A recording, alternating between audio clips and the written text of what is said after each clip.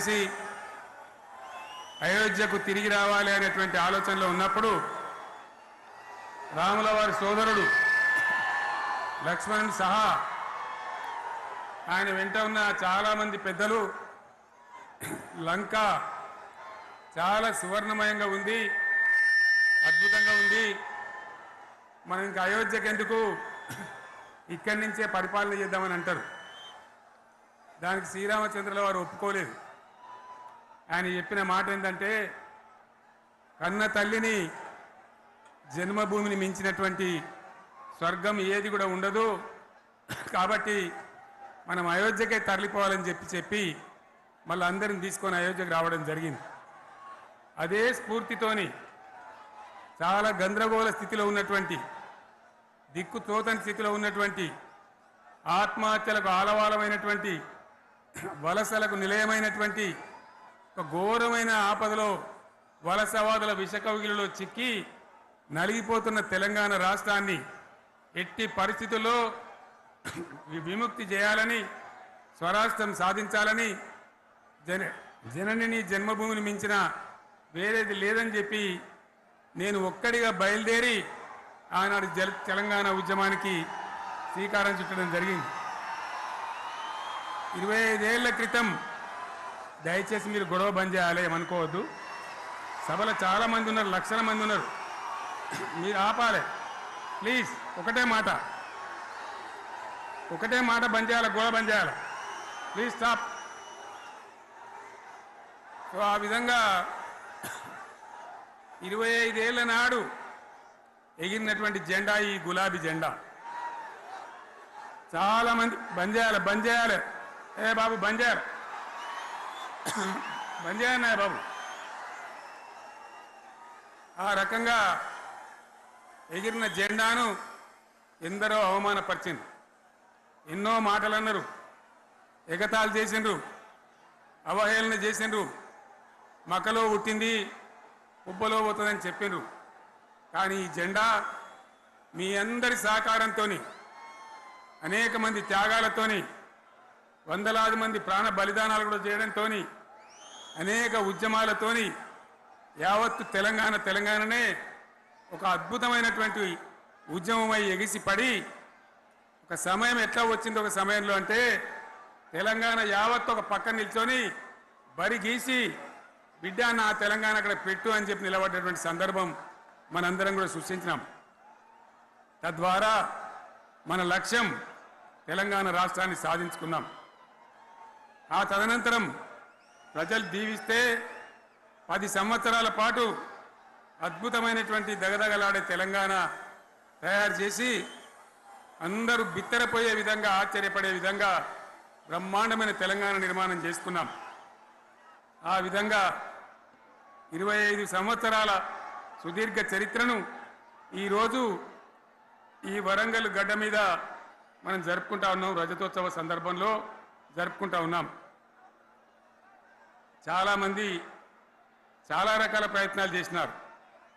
ఇక్కడ కూడా ఇప్పుడు కూడా బ్రహ్మాండమైనటువంటి ప్రయత్నాలు చేస్తూ ఉన్నారు.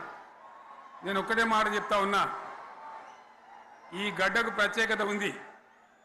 ఇది రాణి రుద్రమ్మ ఏలిన వీరగడ్డ, సమ్మక్క సారక్కల పోరుగడ్డ, బమ్మెర పోతన కవితా మాధుర్యం పండించినటువంటి జీవగడ్డ. ఈ వరంగల్ నేలకు నేను వందనం చేస్తూ ఉన్నాను. మన అమరవీరులకు శిరస్సు వంచి నివాళులు అర్పిస్తూ ఉన్నాను. 1969లో మూగబోయిన తెలంగాణ నినాదానికి తిరిగి జీవం పోసింది ఈ గులాబీ జెండా అని మీ అందరికీ నేను మనవి చేస్తూ ఉన్నాను. ప్రజలు పరిపాలన అప్పగిస్తే విధ్వంసమైన తెలంగాణను వికాసమ పథంలో నడిపించింది ఈ తెలంగాణ. దానికి కూడా ఈనాటి కరెక్ట్గా 25 ఏళ్ళు నిండుతూ ఉన్నాయి. ఆనాడు కొండా లక్ష్మణ్ బాపూజీ గారు ఆశ్రయం ఇస్తే ఏప్రిల్ 27, 2001న జలదృశ్యంలో టీఆర్ఎస్ ఆవిర్భావం తెలంగాణ చరిత్రనే మలుపు తిప్పిన ఒక మహోజ్వల ఘట్టం. పదవుల కోసమో, కులం కోసమో, మతం కోసమో, వ్యక్తుల కోసమో పుట్టలేదు ఈ గులాబీ జెండా. ఇది తెలంగాణ రాష్ట్ర సాధన కోసం పుట్టింది. పదవీ త్యాగాలతోనే మన తెలంగాణ ప్రస్థానం ప్రారంభమయ్యింది. అది ఫలించి మన సొంత రాష్ట్ర కళ కూడా నెరవేరిందని నేను మనవి చేస్తా ఉన్నా. ఆనాటికి అలుముకున్నటువంటి చీకట్లను పారదోలడానికి, ప్రజల్లో విశ్వాసం కల్పించడానికి, ఆత్మవిశ్వాసాన్ని పెంపొందించడానికి నేను ఒక మాట చెప్పిన ఆ రోజు మీ అందరికీ కూడా గుర్తుండాలి. ఉద్యమం నుంచి వెనక్కి మరలితే, ఉద్యమ జెండాను దించితే నన్ను రాళ్లతో కొట్టి చంపండి అని చెప్పి నేను ఉద్యమాన్ని ప్రారంభించిన విషయం మీ అందరికీ కూడా తెలుసు. ఆ తదనంతరం జరిగినటువంటి స్థానిక పంచాయతీ ఎన్నికల్లో, ఆ తదనంతరం జరిగినటువంటి సిద్దిపేట ఉప ఎన్నికలో ప్రజలు బ్రహ్మాండంగా ప్రాణం పోసి ఊపిరిలిదితే అద్భుతంగా ఉద్యమం ముందుకు పురోగమించిన విషయం మనకు తెలుసు. 60 ఏళ్ల సమైక్య పాలనలో తెలంగాణది ఎంత గోస, ఎంత దుఃఖం, ఎంత వేదన, ఎంత హింస, ఎంత అణిచివేత చూసినామో మనందరికీ కూడా బాగా తెలుసు.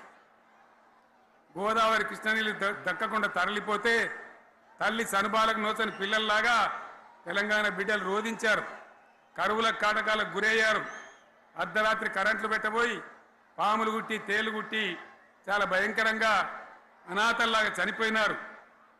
ఆ రకంగా జరుగుతూ ఉంటే ఇక్కడ ఉన్నటువంటి ఆనాడు కాంగ్రెస్లో టీడీపీలో ఉన్నటువంటి నాయకులు పదవుల కోసం పెదవులు మూసిండ్రు తప్ప ఏనాడు నోరు తీసి కొట్టాడలేదు. గులాబీ జెండా ఎగిరేదాకా కనీసం తెలంగాణ సోయిని కూడా ప్రదర్శించలేకపోయినారు. మీ అందరికీ తెలుసు, తెలంగాణ కోసం అవసరమైన ప్రతి సందర్భంలో పదవులు త్యాగం చేసిన వాళ్ళు బీఆర్ఎస్ బిడ్డలు అని చెప్పి నేను గర్వంగా మనవి చేస్తా ఉన్నా. కానీ పదవుల కోసం తెలంగాణను ఆగం చేసిన వాళ్ళు ఆనాడు ఉన్నటువంటి కాంగ్రెస్ నాయకులు అని చెప్పి కూడా నేను మనవి చేస్తా ఉన్నా.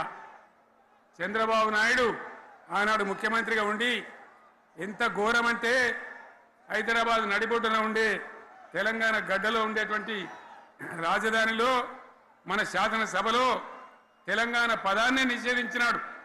తెలంగాణ అనవద్దని స్పీకర్ ద్వారా రూలింగ్ ఇప్పించినారు.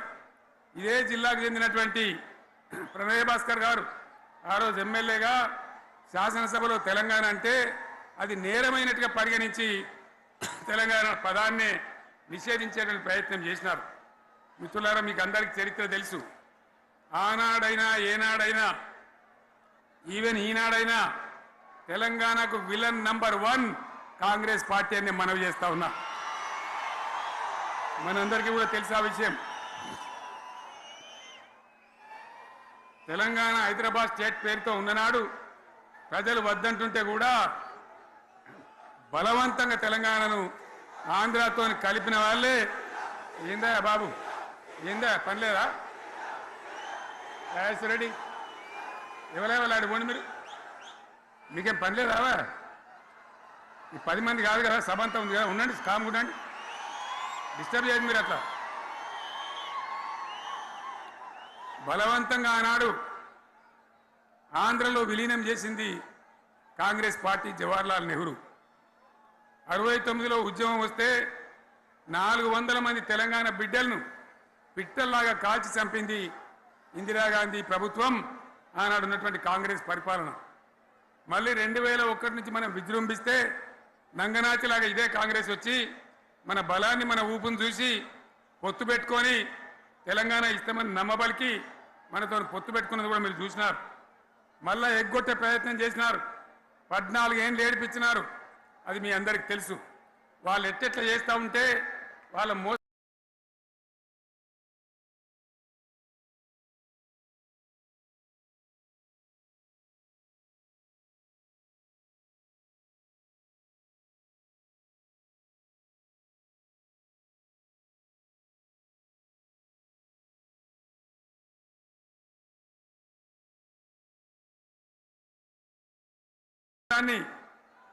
కప్పేయడానికి నేను ఇదే జయశంకర్ పార్లమెంట్లో ప్రతిపక్షాలని కాంగ్రెస్ గొంతు పట్టుకుంటే అప్పుడు దిగివచ్చి తెలంగాణ కోసం ప్రకటన చేసిన విషయం మీకు తెలుసు. మళ్ళీ ప్రకటన వెనక్కి తీసుకొని మళ్ళా వెనుకకు పోయినారు. ఆ తర్వాత సకల జనుల సమ్మె కావచ్చు, జనుల సమ్మె కావచ్చు, సాగర హారాలు కావచ్చు, వంట వార్పులు కావచ్చు, అనేక రూపాలలో విజృంభించి మళ్ళీ భయంకరమైన పోరాటం చేసినాం. మళ్ళీ 3 ఏళ్ల తర్వాత వాళ్లకు రాజకీయ అవసరం ఏర్పడి ఆనాడు వచ్చి మళ్ళీ తెలంగాణ ఇస్తామని ప్రకటించి వాళ్ళకి ఇష్టం లేకపోయినా తెలంగాణ సృష్టించినటువంటి ఆ సుడిగాడుపులో తట్టుకోలేమని భయపడి తెలంగాణ ఇచ్చిన విషయం కూడా మీకు తెలుసు. తదనంతరం ప్రజలు మనకు అధికారం ఇచ్చినారు. దాన్ని మనం ఏదో అధికారం అనుభవించడానికి తీసుకోలే, బాధ్యతగా తీసుకున్నాం. ఎంత బ్రహ్మాండంగా పనిచేసినాం. రాష్ట్రాన్ని మన చేతిలో పెడితే ఎక్కడున్న తెలంగాణను ఎక్కడ తీసుకొని పోయినాం. అనేక రంగాలలో please please please please please ఒకటే మాట, ఏ బాబు ఇక్కడ నేను మాట్లాడుతున్నా, అక్కడ మీరు మాట్లాడుతున్నా, మీకు ఏమైనా అర్థం ఉన్నదా? ఏది అర్థం కావాలి ప్రజలకు? ఏం పని లేదావా? ఇదేం పద్ధతి? మీరు పార్టీ కార్యకర్తలేనా? సైలెన్స్ ఉండండి. అంతమంది నన్ను లక్షల మంది మీరు 10 మంది ఏందా ఇక్కడ? 10 నిమిషాలు సైలెంట్గా ఉండలేరా? చివరిలో బాగా చెప్తాం, స్లోగా అద్భుతంగా దుంకుదాం, స్టేజ్ ఎత్తు దుంకుదాం. మీరు బాధ్యత చూడాల్సింది ఏంటంటే మీరు అరవడం బంద్ చేయండి. ఇంతమంది ఉన్నారు, ఏం సీఎం పనిలేదా నీకు? మళ్ళీ అందరు ఇళ్ళకి చేరుకోవద్దా? క్షేమంగా పోవద్దా? ఎక్కడెక్కడి నుంచో దూరం నుంచి వచ్చిన వాళ్ళు ఉన్నారు. 10 నిమిషాలు మీరు సైలెంట్గా ఉండండి. ముందరున్న వాళ్ళు 10 ఏళ్ళ బీఆర్ఎస్ పాలనలో ఎక్కడున్న తెలంగాణ ఎక్కడికి పోయింది? ఎన్ని రంగాలలో ఎన్ని అవార్డులు వచ్చినాయి? ఎన్ని అద్భుతమైన పనులు చేసి చూపెట్టినాం. తెలంగాణ అంటే ఒకప్పుడు వెనుకబడ్డ ప్రాంతం, ఎగతాళి చేయబడ్డ ప్రాంతం, పనికిమాలిన ప్రాంతం అనే పేరు పెట్టిన ప్రాంతం. కానీ ఎన్ని రంగాలు, తలసరి ఆదాయాన్ని బ్రహ్మాండంగా పెంచినాం. 90,000 ఉన్న తలసరి ఆదాయాన్ని 3.5 లక్షల పైచీలకు పెంచుకున్నాం. జిఎస్డిపిని దేశంలో నంబర్ 1 స్థానానికి తీసుకెళ్ళినాం. తెలంగాణలో బ్రహ్మాండంగా పెండింగ్ ప్రాజెక్టులన్నీ కూడా కంప్లీట్ చేసుకున్నాం. కల్వకుర్తి కావచ్చు, నెట్టెంపాడు కావచ్చు, భీమా కావచ్చు, ఎల్లంపల్లి కావచ్చు, మిడిమానేరు కావచ్చు, అక్కడ మేఘాల మీద పనిచేసి దాన్ని అంతా కూడా కంప్లీట్ చేసి ఒక్క పాలమూరు జిల్లాలోనే 10 లక్షల ఎకరాలకు సాగునీళ్ళు ఇచ్చుకున్నాం. బ్రహ్మాండమైనటువంటి ఇరిగేషన్ ప్రాజెక్టులు కంప్లీట్ చేసుకున్నాం. 3.5 లక్షల టన్నుల వడ్లు పండించే స్థాయికి తెలంగాణను తీసుకొని పోయినాం. వరంగల్ గడ్డ కోసం, ఇదే జిల్లా కోసం పెండింగ్లో ఉన్న దేవాదుల ప్రాజెక్టును కంప్లీట్ చేసి ఈ గడ్డకు నీళ్లు తెచ్చుకున్నాం. 3 ఏళ్లలో కాళేశ్వరం ప్రాజెక్టు కట్టుకున్నాం. వాగుల మీద, వంకల మీద చెక్ డ్యాములు కట్టుకున్నాం. మిషన్ కాకతీయ పేరు మీద చెరువులన్నిటి పూడికలు తీసుకున్నాం. ఒక అద్భుతమైన తెలంగాణను తయారు చేసుకున్నాం. పడావు భూములన్నీ పంట పొలాలుగా మార్చుకున్నాం. ఆనాడు బీఆర్ఎస్ పాలనలో చెరువుల నిండా జలరాశులు, రైతుల కళ్ళాల నిండా ధాన్య రాశులతోని బ్రహ్మాండంగా తెలంగాణ అద్భుతంగా పురోగమించిన విషయం మీకు తెలుసు. పంజాబ్ను తలదన్నే పంటలు పండించిన విషయం కూడా మీ అందరికీ తెలుసు అని నేను మనవి చేస్తా ఉన్నా. రైతు కష్టమేందో నాకు తెలుసు. నేను స్వయంగా రైతును కాబట్టి రైతాంగాన్ని కడుపులో పెట్టి చూసుకున్నాం. మీ అందరికి ఒక మాట చెప్తా ఉన్నా. ఈ దేశంలో షేర్షా సూరి అని ఒక రాజు ఉండే. ఆయన కాలంలోనే రెవెన్యూ సంస్కరణలు తెచ్చినారు. నేను చెప్పే మాట మంచిగా వినాలి మీరు. చరిత్ర పొడుగుతో చూస్తే షేర్షా సూరి నుంచి స్వతంత్ర భారతం వచ్చిన తర్వాత ప్రజాస్వామ్య ప్రభుత్వాలు కూడా రైతుల దగ్గర రకరకాల శిస్తులు వసూలు చేసినారు. రైతుల దగ్గర డబ్బులు వసూలు చేసినారు. తహసీల్ రకాలు వసూలు చేసినారు. నీటి తీరువాలు వసూలు చేసినారు. కానీ రైతును చూడాలని వాడు అందుకోలే. భారతదేశంలోనే ఎక్కడ కూడా లేని స్కీమ్. నన్ను వాళ్ళు అడగలే, ఎలక్షన్లలో చెప్పలే. నాకు నేనుగా ఆలోచించి, ప్రభుత్వమే ఆలోచించి రైతు బంధు పథకాన్ని తెచ్చినాం. చాలా బ్రహ్మాండంగా రైతు బంధు పథకాన్ని అమలు చేసినాం. రైతాంగానికి ఎటువంటి కరెంట్ ఇచ్చినాం, ఎంత అద్భుతమైన కరెంట్ ఇచ్చినాం. ఆంధ్ర వలసవాద ముఖ్యమంత్రులు ఏం మాటలు మాట్లాడినారు? తెలంగాణ వస్తే కారు చీకట్లు అవుతాయి, మీకు కరెంటే రాదు, మీకు పంటలు పండియే రాదని చెప్తే వాళ్ళ నోర్లు మూయించేలాగా ఉత్తమమైనటువంటి ట్రాన్స్ఫార్మర్ కావాలన్నటువంటి మోటార్లు కాలినటువంటి నాణ్యమైన కరెంటును 24 గంటలు సప్లై చేసినాం. రైతు ఇంట్లో కూర్చుంటే పొలాల కాడ బోర్లు దుంకినాయి, మీరందరూ కళ్ళారా చూసినారు. నాకంటే ఆ విషయం మీకే ఎక్కువ తెలుసు. అదేవిధంగా రైతులు చనిపోతే 2 ఎకరాలు 3 ఎకరాలు ఉన్న రైతులు ఏముంటుంది, వాళ్ళకి ఆదాయం ఉండదు. వాళ్ళు సస్తే బీఆర్ఎస్ రాకముందు పట్టించుకున్న నాతులు లేడు. అదే బీఆర్ఎస్ వచ్చిన తర్వాత రైతు బీమా ఇచ్చి వాళ్ళు చనిపోయినాక 8 రోజుల్లోనే వాళ్లకు రైతు బీమా అందే విధంగా ఆనాడు చర్యలు తీసుకున్నాం.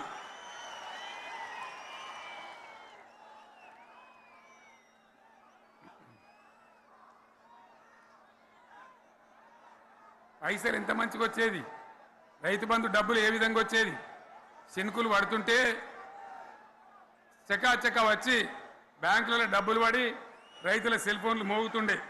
ఆ విధంగా కడుపులో చల్లగదలకుండా రైతాంగానికి రైతు బంధు పథకాన్ని అమలు చేసుకున్నాం. రకరకాల వ్యక్తులు రకరకాల మాటలు మాట్లాడినారు. జై కిసాన్ జై జవాన్ అన్నారు తప్ప వాళ్ళ సంక్షేమం ఏ ప్రభుత్వం కూడా చూడలేదు. అదేవిధంగా ధాన్యం రైతులు పండిస్తే కొన్ని 100 కోట్ల రూపాయలు ప్రభుత్వానికి నష్టం వచ్చినా ఏ విధంగా ధాన్యం కొన్నామో, ధాన్యం ఎంత బాగా కొన్నామో, వడ్లు కొంటే 3-4 రోజులనే డబ్బులు రైతుల ఖాతాలో ఎట్లా చేసినామో అవన్నీ కూడా యావత్ తెలంగాణ ప్రజలకు మీకు తెలుసు. అంతకుముందు మధ్య దళారుల పాలు ఎన్నో రకాల బాధలు, 7,500 కొనుగోలు కేంద్రాలు పెట్టి ధాన్యం ఎట్లా వేసినామో కూడా మీ అందరికీ బాగా తెలుసు. మరి ఇదంతా కూడా బ్రహ్మాండంగా జరిగింది. ఎన్నో పనులు, మిషన్ భగీరథ ఎన్నికల ప్రణాళికలు చెప్పలే, ఓట్ల ప్రచారం అప్పుడు చెప్పలే, గవర్నమెంటే చేసింది. ఇంటింట నల్లబెట్టి ప్రజలకు అందియడం జరిగింది. రైతు బంధు కానీ, రైతు బీమా కానీ, కళ్యాణ లక్ష్మి కానీ, కేసీఆర్ కిట్ కానీ, కంటి వెలుగు లాంటి ప్రోగ్రాం కానీ ఎవరు అడిగిన నన్ను ఎవరు అడగలే. అయినా మా అంతల మేమే మన రాష్ట్రం మన ప్రజలని వాళ్ళని బాగు చేసుకోవాలని చేసినాం. చెరువులలో చేపలు పెంచాలని ఎవరు అడిగిన నన్ను, ఎవరు డిమాండ్ చేసినారు, వాళ్ళకి వృత్తి పని దొరకాలని, మత్స్యకారులను ప్రోత్సహించాలని చెరువులలో చేపలు పెంచినాం. లక్షలాది గొర్రెలను పంపిణీ చేయమని ఎవరు ధర్నా చేయలే, ఎవరు అడగలే. కానీ ప్రభుత్వమే తనంతట తానే బ్రహ్మాండంగా వాళ్ళకు చేయడం జరిగింది. ప్రజల అవసరాలు ఎప్పటికప్పుడు తీర్చినాం. అంతవరకే ఆగలే. పారిశ్రామిక రంగం మీద దృష్టి పెట్టినాం, పెట్టుబడులు ఆకర్షించినాం. సుమారు 20 నుంచి 25 లక్షల మంది పిల్లలకు ఉద్యోగాలు ఇప్పించే ప్రయత్నం చేసినాం. 40 కోట్లు మాత్రం ఉన్న ఐటీ ఎగుమతులు 2.5 లక్షల కోట్లకు పెంచగలిగినాం. ఐటీ రంగంలో 7 లక్షల మందికి ఉద్యోగాలు కొత్తగా వచ్చినాయి. 1000కి పైగా గురుకులాలు పెట్టినాం. పేద ఇళ్ళ విద్యార్థులకు ఉత్తమమైనటువంటి చదువును అందించినాం.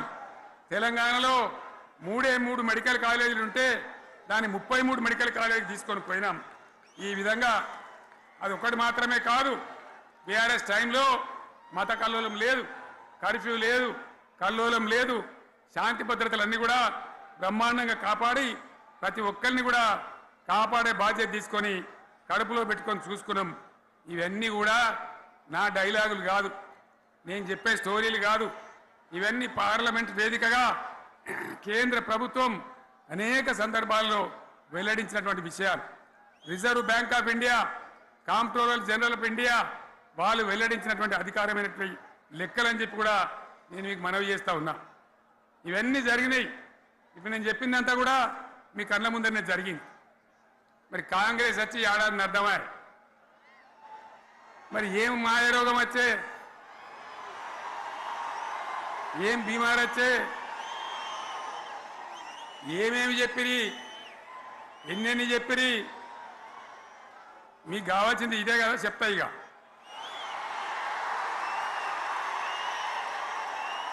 వాళ్ళ కథ చెప్పే ముందు మన కథ కూడా చెప్పాలి కదా. ఏమేం మాటలు మాట్లాడినరు. అరే మళ్ళేం సీఎం పెట్టిరా భయ్, ఎక్కడికెళ్ళి మోపోయినరా మీరు, బుద్ధి లేదా? ఆగు, ఏమైనా లుబాబీ ఆగు, వద్దంటే మళ్ళీ ఏందండి. ఇవాళ రాజశేఖర వాళ్ళు వాడు మనోడేనా?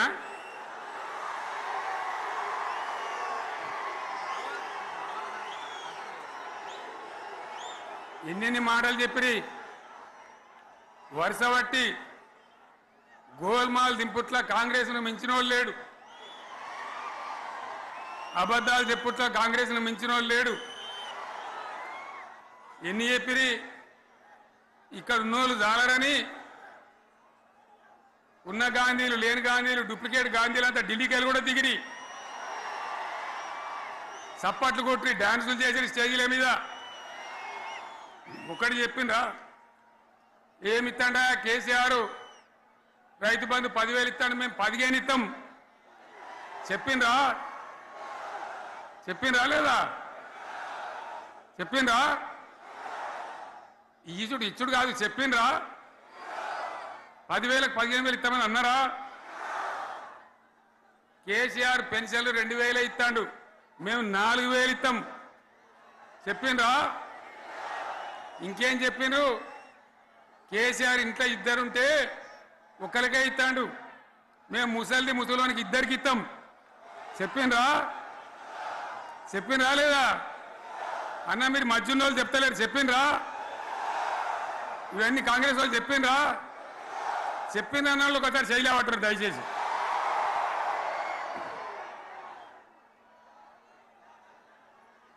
దివ్యాంగులకు కేసీఆర్ 4,000 ఇస్తాడు పెన్షను, మేము 6,000 ఇస్తామని అన్నారా?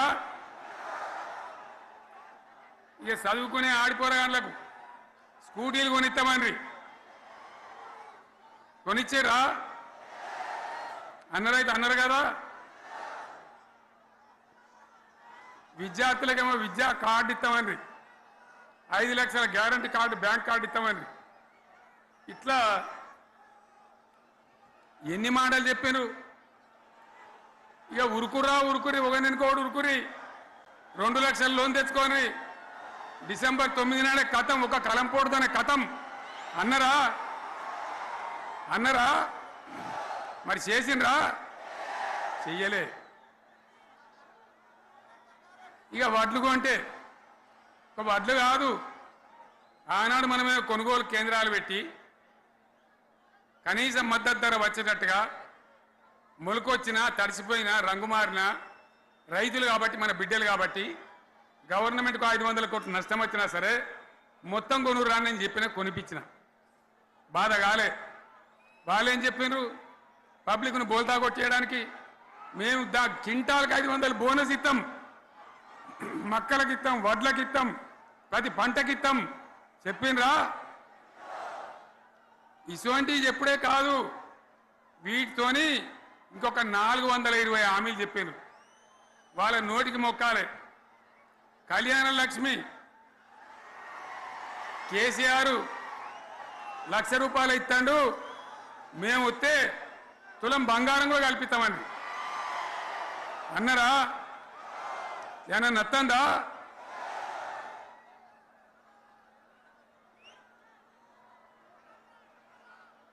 ఇక హామీలు ఇచ్చుడు కాదు, పెద్ద పెద్ద బుక్కులు వంచి ఊరూరికి వంచారు. సిగ్గులేక ఊళ్ళ పంట తిరిగి బాండ్ పేపర్లు రాసిచ్చారు, బాండ్ పేపర్లు ఇంటింటికి తిరిగిండ్రు. చెప్పిండ్రా? చాలా మంది అడిగిండ్రు. మరి మీరు అడ్డగోలు చెప్తున్నారు, అడ్డం పొడుగు చెప్తున్నారు, ఎటువంటి అడ్డ చెప్తున్నారు, యాడికెళ్ళి ఇస్తారా భయ అని అడిగిండ్రు, పేపర్ వాళ్ళు అడిగిండ్రు.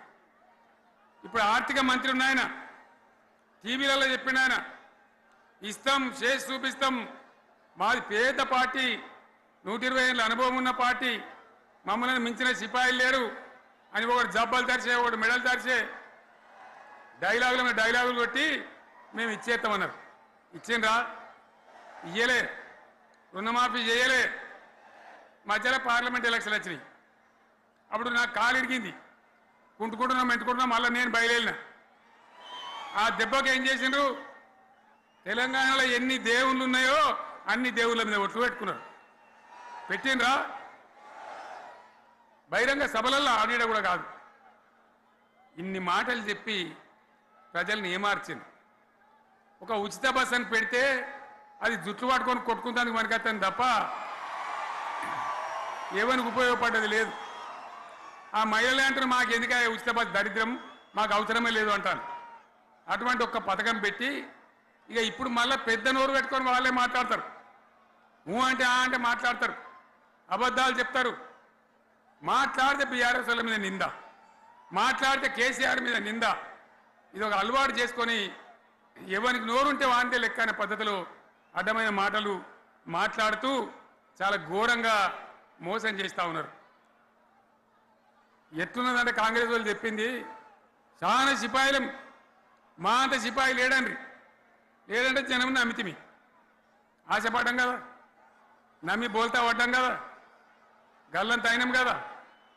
ఒక ఊళ్ళే మొలక నాట్లేసే టైం వస్తే అలుకుడు చేస్తాను, బట్టలుతాను. మొలకకు అలుకుడు చేస్తాం కదా, తుకాలు పోయేమా పెద్ద మొగోడని కొన్ని పిలిచిరట. మొగోడని మొలకలుస్తానికి పిలిస్తే ఎలుక పిల్లని చూసి ఎల్లెంకర పడ్డాడు. ఇక మా అంత సిపాయిలు లేరు, మేము తెచ్చే ఇస్తాం, 6 సందమామలు పెడతాం, 7 సూర్యులు పెడతాం అని నమ్మబలికి ప్రజలను దగా చేసి మంచిగున్న తెలంగాణ నాగం పట్టించి ఓట్లు వేయించుకొని ప్రజలను మోసం చేసిండ్రు, దగా చేసిండ్రు. ఈ మాట నిజం, మీ అందరికి తెలుసు. ఇవాళ ఏం మాట్లాడతారు, మమ్మల్ని ఎవరు నమ్ముతలేడు, మాకు అప్పు ఉడతలేదు, యాడికెళ్ళి తెచ్చియాలి అని ఇప్పుడు మాట్లాడుతున్నాం. అప్పుడేమో మాకు అపారమైన అనుభవం ఉంది, మేము చేస్తామన్నారు. ఒక్క మాట చెప్తున్నా మిత్రులారా, ఇక్కడ నోళ్ళం మనమే కాదు, నా ప్రసంగం టీవీలలో వినేటువంటి కోటాను కోట్ల మందికి కూడా నేను మనవి చేస్తా ఉన్నా. ఇంత మోసం ఉంటుందా, ఇంత దగా ఉంటుందా? ఓట్లయితారా అని అవతల పడదామని ముచ్చట్నా? ఎంతవరకు ఇది కరెక్టు? తెలంగాణ ఎంత మంచిగా పోయేది, ఇప్పుడు బొందలు పడగొట్టినరా? ఎంత ఘోరమైనటువంటి ఫలితం మనం చూస్తున్నాం. ఇవాళ ఏం జరుగుతూ ఉంది? మళ్ళీ అన్ని మోపైనాయి. ఇక దుకాణం పెడతామన్నారు, లొల్లి పెట్టిండ్రు, బొబ్బ పెట్టిండ్రు.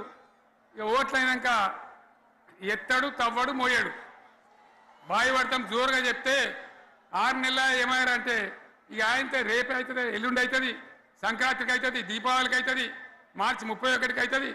మార్చి 31 లేదు, మన్ను లేదు, ఏది కూడా చేసింది లేదు. మొత్తం ఆర్థిక పరిస్థితిని దెబ్బతీసింది.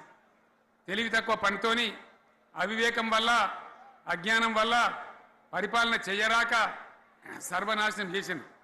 రాష్ట్ర ఆర్థిక పరిస్థితి ఎంత మంచిగా ఉండే, ఎంత బాగా పోతా ఉండే.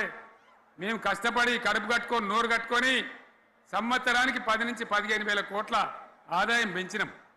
అనేక రివ్యూ మీటింగులు చేసినాం. ఎంత బాగా తీసుకొని పోయినాం, తెలంగాణను ఎట్లా తయారు చేసినాం, ఆ విధంగా తీసుకొని పోయినాం. ఇవాళ ఒక్క మాట మీరు అందరూ ఆలోచన చేయాలి.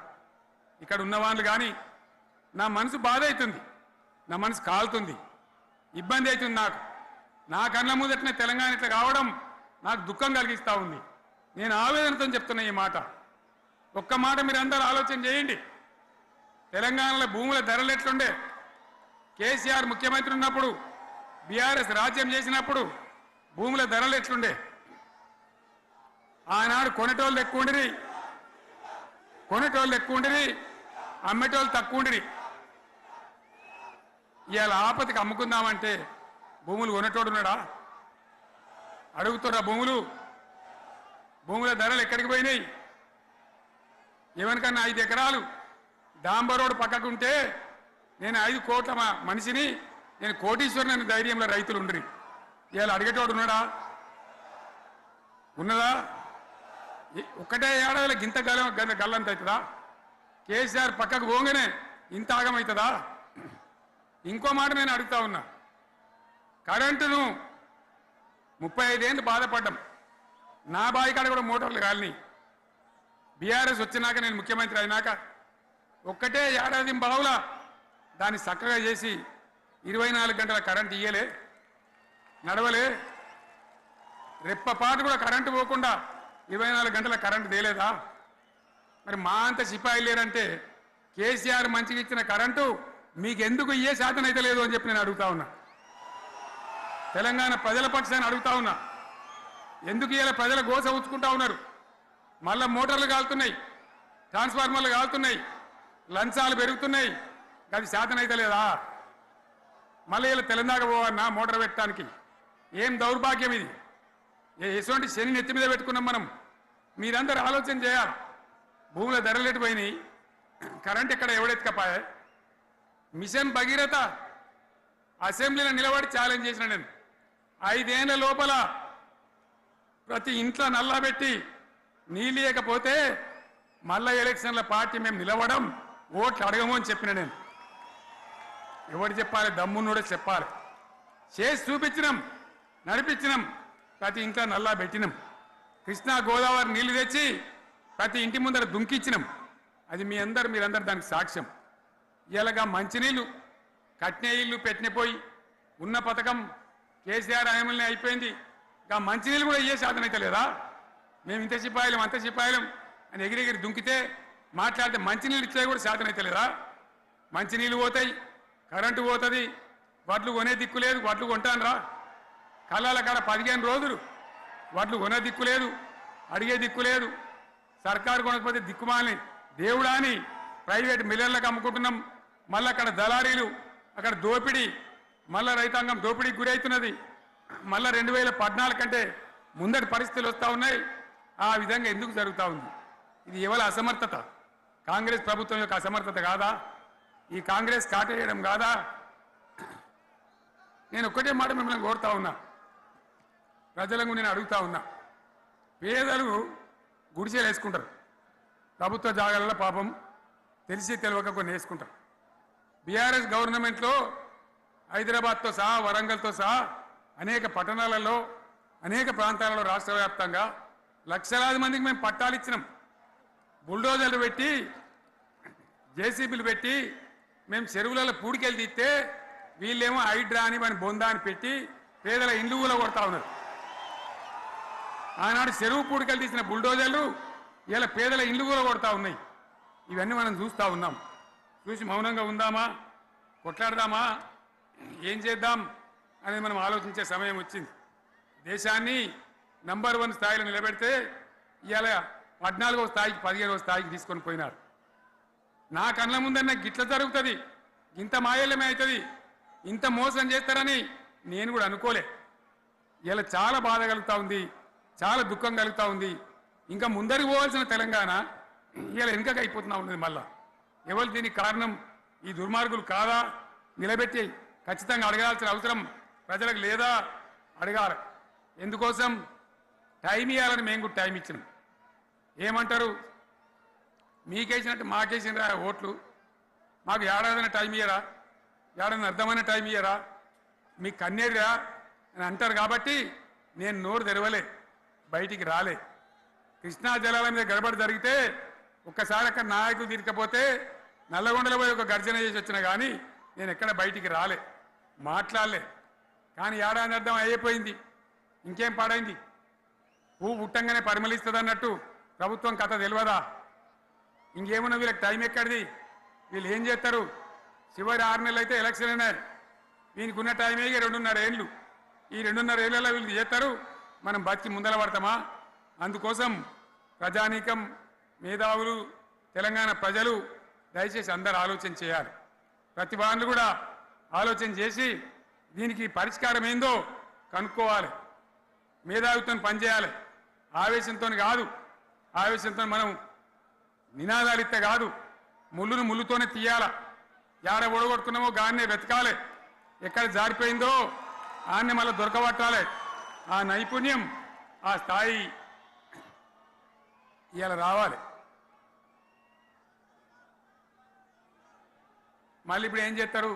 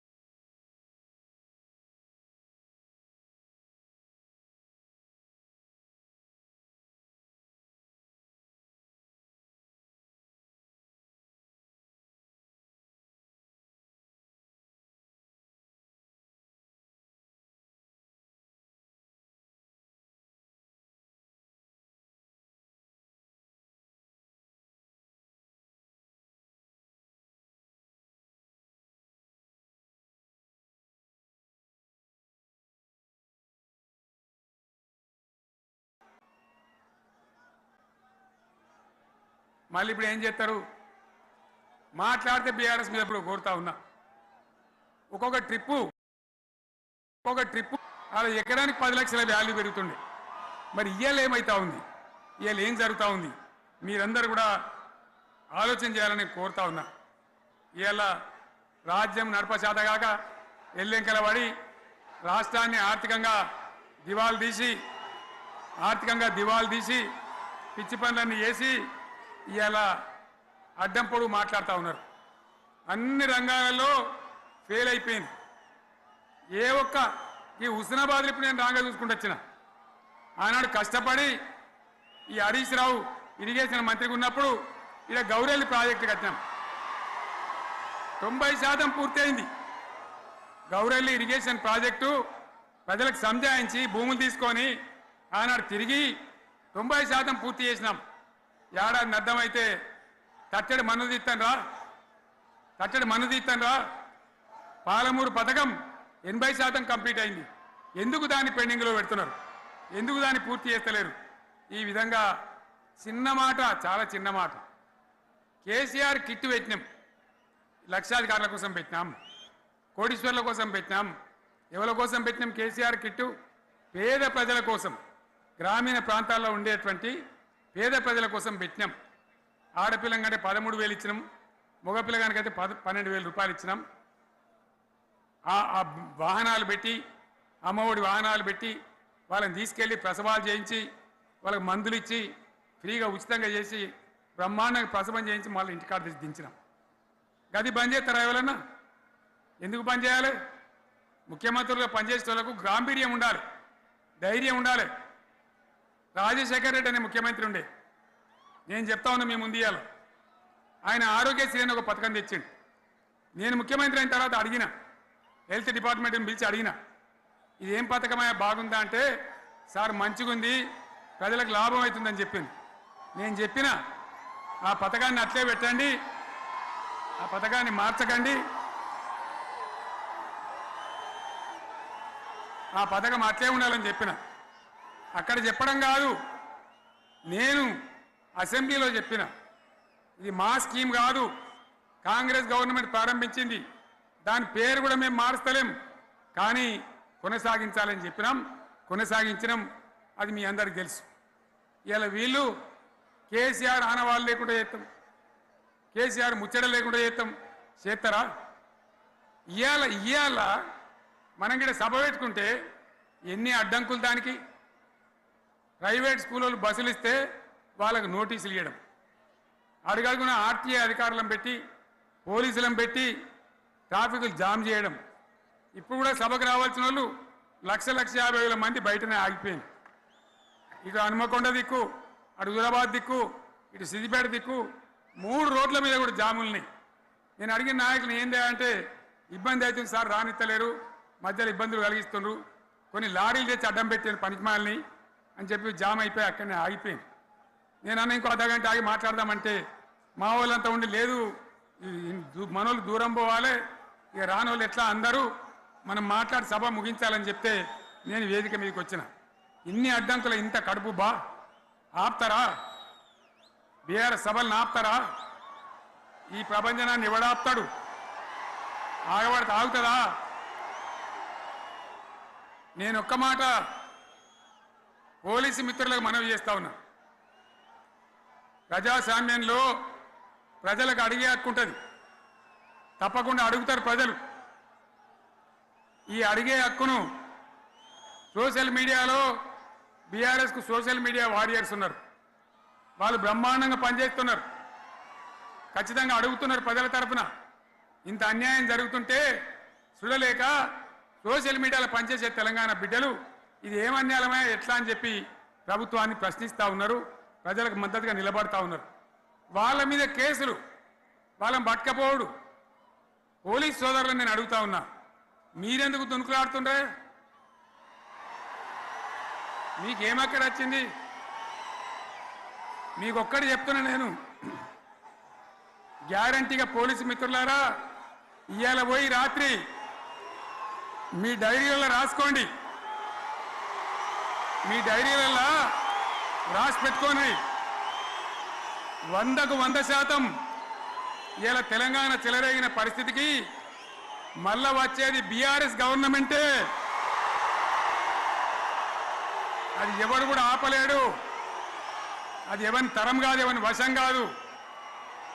మీకు తెలియదా? మీరు పోలీసు ఉద్యోగాలు చేస్తున్నారు, మీరు చదువుకోలేదా? మీకు కూడా విజ్ఞానం ఉంది కదా? వీళ్ళు దొంగ వాగ్దానాలు చేయలేదా? ప్రజలను మోసం చేయలేదా? ప్రజాస్వామ్యంలో ప్రజలకు అడిగే హక్కు లేదా? మీరెందుకు కేసులు పెడుతున్నారు? నాకు అర్థం కాదు. మీరెందుకు దునుకులాడుతున్నారు? మీరెందుకు బలైతారు? రేపు మీకు రాజకీయాలు ఎందుకు? మీ డ్యూటీ మీరు చేయండి. మేము బీఆర్ఎస్ ఎప్పుడు శాసనాన్ని ఉల్లంఘించం, చట్టాలను ఉల్లంఘించం. అయినా నేను ఒక్క మాట మళ్ళీ చెప్తా ఉన్నా, మీకు ఆల్రెడీ చెప్తా ఉన్నారు పార్టీ నుంచి, ఎక్కడ ఎవరిని మీ మీద అన్యాయం కేసులు పెట్టినా మన టీఆర్ఎస్ లీగల్ సెల్ వీరులు ఉన్నారు. మీరు భయపడే అవసరం లేదు. న్యాయస్థానాలని అక్కడ పోరాటం చేద్దాం. మీకు అండగా కేసీఆర్ ఉంటాడు, బీఆర్ఎస్ ఉంటుంది, అందరం ఉంటాం. ఇక ఈడికెళ్ళి నేను కూడా ఊకోను. నేను బయలుదేరుతా. యాందాకైనా మంచిదే. ఎవరెవరి సంగతి ఏందో, ఎవరైనా లెక్కేందో అన్ని కూడా లెక్కలు తీద్దామని మనవి చేస్తా ఉన్నాం. ఈ రకంగా మనం ముందుకు పోవాలి. ఒక్క మాటలను ఉన్నదా? ఇవాళ ఈ ప్రభుత్వం, ఈ కాంగ్రెస్ నయవంచక ప్రభుత్వం సంక్షేమంలో ఫెయిల్, మంచినీళ్ళలో ఫెయిల్, పొలాలకు నీళ్ళు ఇవ్వడంలో, సాగు నీళ్లలో ఫెయిల్, కరెంటు సరఫరాలో ఫెయిల్, రైతు బంధులో ఫెయిల్, విత్తనాలు ఎరువులు సరఫరాలో ఫెయిలేనా? ధాన్యం కొనుగోళ్లలో ఫెయిల్, పల్లెలు పట్టణాల అభివృద్ధిలో ఫెయిల్, భూముల ధరలు పెంచడంలో ఫెయిల్. మరి దేంట్లో పాస్ అయిండు? ఎటుపడితే అటు ఒర్రుడు, దేవుళ్ళ మీద ఒట్లు పెట్టుడు, అబద్ధ వాగ్దానాలు చేసుడు.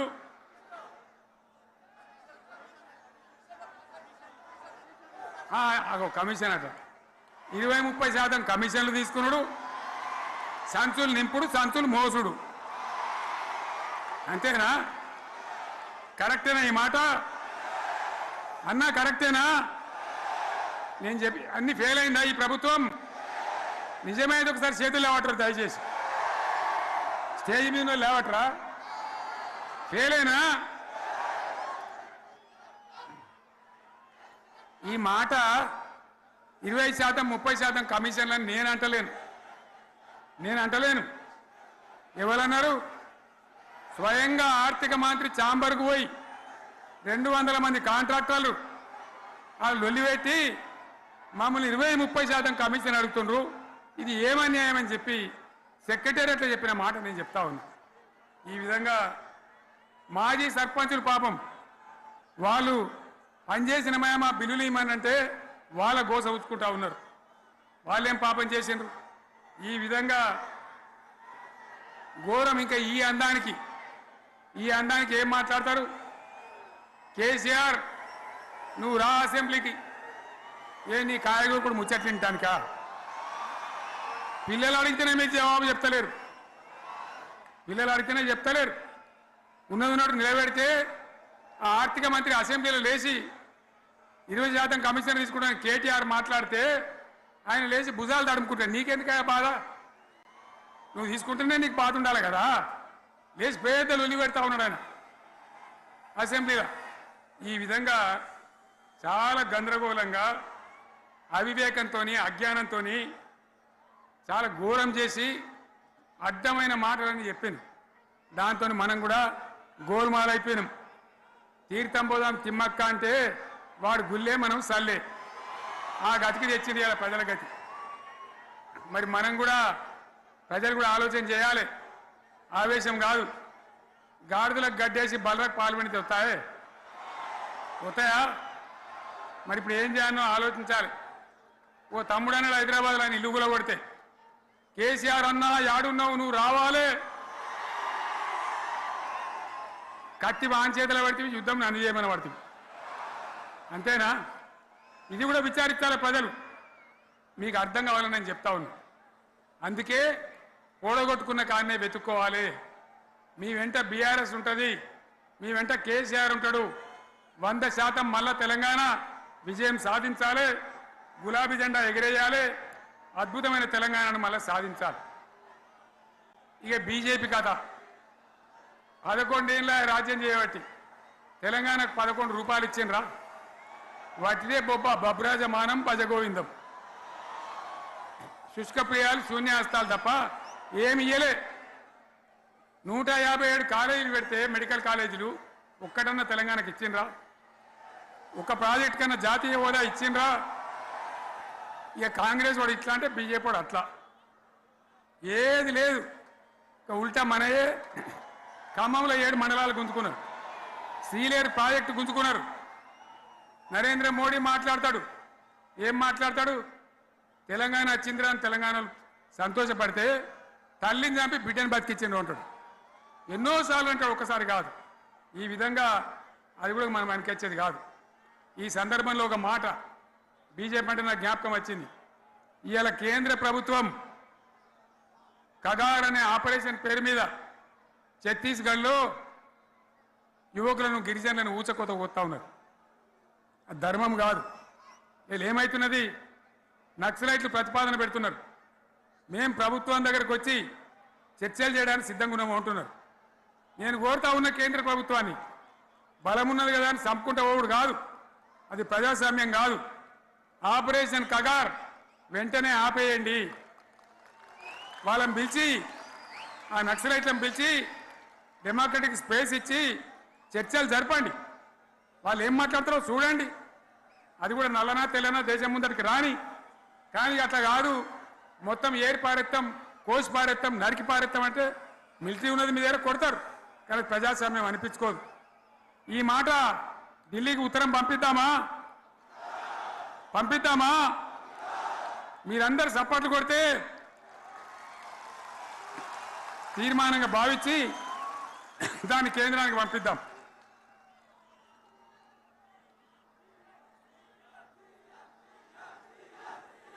ఇక్కడ 30 ఈ సందర్భంలో ఈ రజతోత్సవ వేళ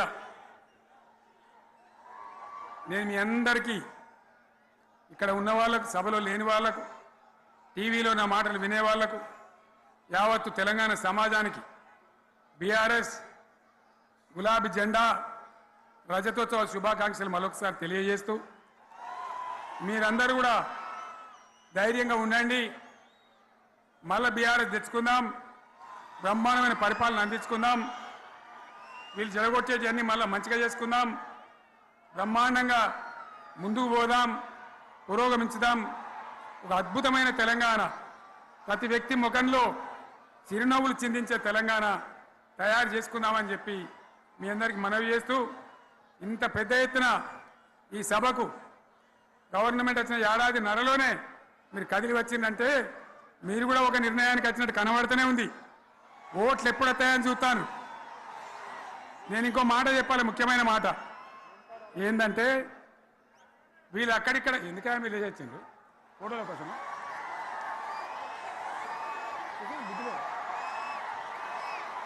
ఒక మాట చెప్పాలి, ఏంటి?